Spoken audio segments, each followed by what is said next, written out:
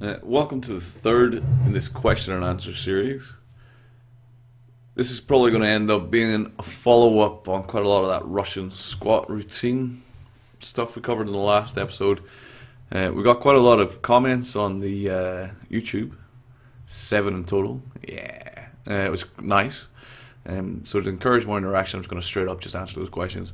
I've got a topic of conversation for tomorrow from the Cast Iron Strength forums, which I'll cover on Brazilian Jiu-Jitsu strength, and maybe a little bit on sport-specific strength training as well, but specifically for Brazilian Jiu-Jitsu and the differences between that program and just a straight-up lifting program. But we'll cover that tomorrow. So I'm just going to run down the comments section of the last Q&A video on the Russian squat routine, and we'll go from there. Okay, so Jimmy Brunges, Mark, do you think steroid-induced hair loss? Do you think for steroid-induced hair loss, I should switch to Deca and have my dick fall off, or start using prop and have my dick fall off? Obviously, as long as you're not using creatine, then you'll be fine. Please, for the love of God, just don't take creatine, because you will kill those around you and yourself, as studies have shown. Teenagers who take creatine and play video games are a scourge on society. Creatine not even once. Do you think Charles Poliquin smokes meth before he writes any training related articles? Yes, I do. I think Charles Poliquin likes meth. I can't confirm or deny these rumours, but from what I've read, it's a possibility. Okay, so now on to some more serious topics. Why you no lift? The elephant in the room. How would you train deadlift? I'm actually going to tackle this either at the end of the video. This is the second take of this video. My encoder fucked up, so I got to 12 to 13 minutes before I even came to addressing this, so this might be a topic for another video. Ian Kendrick says, I have used the 3 times version on my deadlifts whilst running it for the other 2 lifts, and we'll cover Ian's comments final because he's the last on my list. JJ Gallagher, alright Mark, had success with a 6-weeker a few times myself, got the 6x5 session today. I run the program for squat and bench at the same time. On the 6x2 set days, I do speed deadlifts for a single at around 60%, just to keep deadlifts feeling fresh. How much assistance do you recommend after squat and bench? Currently just doing a row and face pull, and we'll sack them off 2 weeks from the end since using it to peak for a meet. So I'm just going to go, I ended up meandering quite a lot in the last video that I did that we're not going to see because the encoder didn't work, on assistance as a general topic. I'll do something similar now. Assistance work in general is fairly overblown in its importance, in my opinion. For squat specifically, the best assistance you can do is to squat more. More squat will equal a bigger squat. Doing things like wide stance box squats for adductor strength, or doing like hip extensions for glute strength, doesn't carry over, plain and simple, unless there's something obtusely wrong with you. So an example of where assistance work for strength would help: if you were a tall female with an exaggerated Q angle of your hip and the external rotators of your hip joint were weak, so your glute med was very weak to the point where squatting caused you had massive knee valgus and you couldn't stand up with a straight bar path because you were kind of kicking your arse out because your knees were shooting in. In that scenario, addressing the weakness of your external hip, of your external rotators of the hip, would carry over to a better squat, because you'd be able to hold a better, you'd be able to hold your hips in under the bar as you're squatting, which will make you stronger squatting. So there's a scenario where it might help. In general, for general lower body assistance, I think is a good idea. So doing general lower back work, I think, is a very good idea, and something I don't think gets practiced enough. So just back extensions, hyper extensions, doing a lot of that, and just getting really strong through the low back will help you massively in lifting. That's kind of the biggest part of the body, I think, that needs to be strengthened up, is the lower back. Doing abdominal work, if you're a beginner or a novice, will help.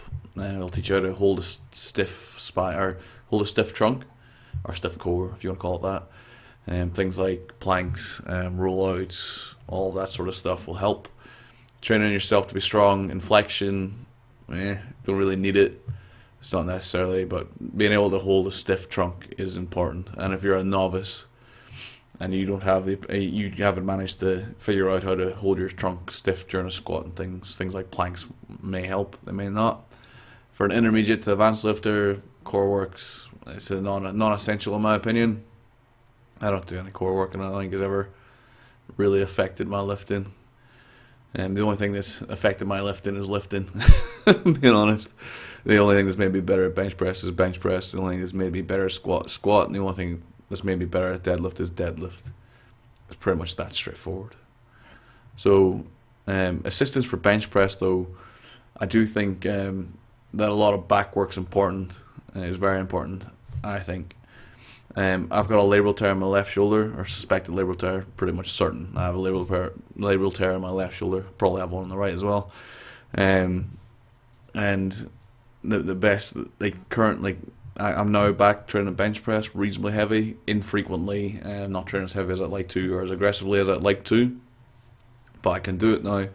And the thing that kind of helped me was wide grip, pull-ups to the bar, bring my chest in. I think that's helped a shitload. But I think the thing that really helps is just strengthening up specifically the muscles that articulate your scapula, so rhomboids, lower traps, serratus anterior, to a lesser extent lats are important. So the strict back movements with machines or strict back movements with body weight help a lot. So like if you're doing a dumbbell row, you just don't worry about the weight, just nice strict movement. Don't swing it, just feel the muscles of the back working. Chest support rows are great. Always thinking about pulling your scapula back when you're rowing, and when you're doing any kind of overhead pull-on movement, so pull downs or pull-ups, you're concentrating on bringing the chest to the bar, or if you're using a lat pull-down machine, physically bringing the bar to touch your collarbone is important, because it's actually that once the humerus is kind of drawn, I'm gonna have to look at my thing here, but once the humerus is kind of get to this point, the action of the lat is reduced. Once we kind of get into this range of motion here, that's when the scapula starts drawing in more and finishing off the pull. That's where you're going to get the most benefit out of pulling for bench press, because it's going to help to keep the shoulder joint happy, and having a strong back relative, although I do think strength is overrated for back training. I think just volume of training and strength within the correct muscles, not just strength. So your ability to do a chin up involves a lot of lat, a lot of bicep, and a lot of swinging if you want to do it that way.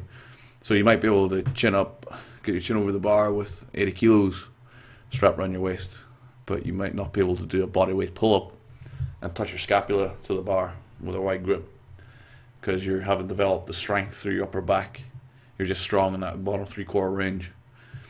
So that means you got a big chin up, which is cool, but as regards shoulder health and as regards helping your bench press, it's probably not doing much for you. You need to be strict with your back training. Volume helps a lot, I think. 2 to 3 times a week. I would say, as a general rule, any bench press rep you perform, you should perform 2 to 3 reps of upper back work for it. And again, as I'll come to it later, it's from my own bias, having had one absolutely fucked shoulder. The one thing that's helped me more than anything else is just having a volume of back work and strict back work. It just really helps with my day-to-day life. From pain-free day-to-day life, I can train bench press.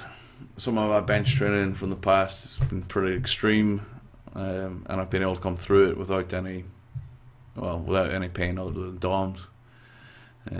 I do 2-3 times a week bench training, like just stupid shit, and it works. And I got through it, and I put down my ability to be able to do that with my injury down to the amount of back work that I do and have done in the past. So certainly, by the looks of things, you're not doing enough back, in my opinion. Sweet. And then Ian Kendrick, who, oh sorry, hope I didn't want me using your full name, Ian. Well, it's happened. Ian K, 76, who's a powerlifter from England, very good lifter as well. Has the following comments: Mark, I run both the 2 and 3 times versions for the deadlift with success. This was whilst running the plan for squat bench at the same time. So he's doing 2 and 3 time a week version Russian squat routine for the whole thing. Squat, bench and deadlift. My best total, 690 kilos at 93 kilos of body weight, was done last January using the 6-week plan for all 3 lifts as the final 2 blocks of work before the meet. Bench has had the least success with this plan, although the 3-time version is good. The 2-time version has had problems with bench. Yeah, so what I talked about the last take, and what I'll talk about again is, as with everybody, any comments that I make or any advice that I hand out, it's going to be heavily biased on my own experience. Now, to give you a little background on me and deadlift, I've discovered, or I've diagnosed with having a glute med tendinopathy. Now, as far as from what I can gather, the tendinopathy reacts violently to a lot of deadlifting. So anytime in the past where I've done high frequency of deadlifting or tried to do 2 or 3 times a week deadlifting with a meaningful load, so if meaningful is like 80% or 80 to 90% load, it's caused my lower back to flare up, which I thought was my lower back, but now that I know it's my lower back, or my glute tendinopathy, my glute med, causes like back stiffness, and I can't move properly, and just generally sucks. So anytime I flare that up, my training quality goes into the toilet. I can't squat with near the same kind of frequency that I'd like to. I certainly can't deadlift. Even like assistance, like lunging and stuff, can be brutally painful if I flare it up. So in the past for me, and something I've seen with other lifters as well, some of whom are brutally strong, training deadlift with more than like a once a week frequency either hasn't worked, or it's caused problems with like back stiffness, lat pulls for some people, something that in my own experience doesn't work. It doesn't mean that it doesn't work. I mean, obviously Ian's had success with it. Ian's a very good lifter, and he's forged on progress, and the guy's been at it for ages, so he's got a lot to offer advice, like as far as his opinion is an opinion I would respect. So obviously there's a lot of individual responses here, so what works for me isn't necessarily going to work for you. What works for Ian obviously doesn't work for me, but it works for him. So training deadlift on a Russian squat routine template, there's no reason it wouldn't work. It's a sound program, volume accumulation followed by realization. Like as far as the program is going to work, if you run it for anything, is a sound program. So, and just kind of color my comments where I'm coming from with the deadlift is, when I've trained it in the past with any kind of frequency, it kicks off my lower back, so I can't do it. And from lifters I've trained in the past, lifters I've trained with and trained with in the past, some have done higher frequency deadlifting, but almost always it ends up with some kind of back problem. I mean, I've got a girl at the minute who came off the back end of twice a week, like doing a Russian squat routine template for deadlift.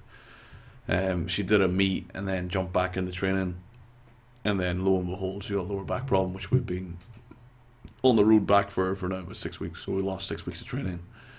It's probably a load management issue on my end, but obviously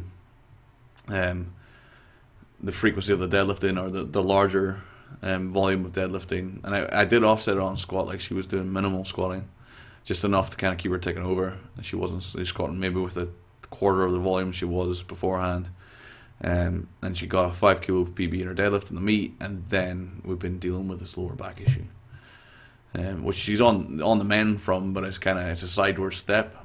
And in lifting, if you can avoid the sideward steps, so if you don't get hurt, your progress is going to be immeasurably better than if you're constantly taking steps to the side, which tends to be most people's problem, in my opinion. Yeah, so like multiple times a week deadlifting with meaningful loads can work. Does work for people. not something I would necessarily recommend though. You can certainly try it, and if it works, awesome, go for it. But from my own experience, and my own experience with lifters, is not something I would recommend. But it obviously works for some people, so it's all good. Thanks for the comments, everybody. We're now at 15 minutes, so we're done there. I'll do the deadlift question maybe on Wednesday. Tomorrow I'll do the BJJ question. Okay, thanks a lot for the comments. Would really appreciate it. Please keep doing it. Like, subscribe. This is Mark, castironstrength.com, signing off. Hope you enjoyed it. Bye.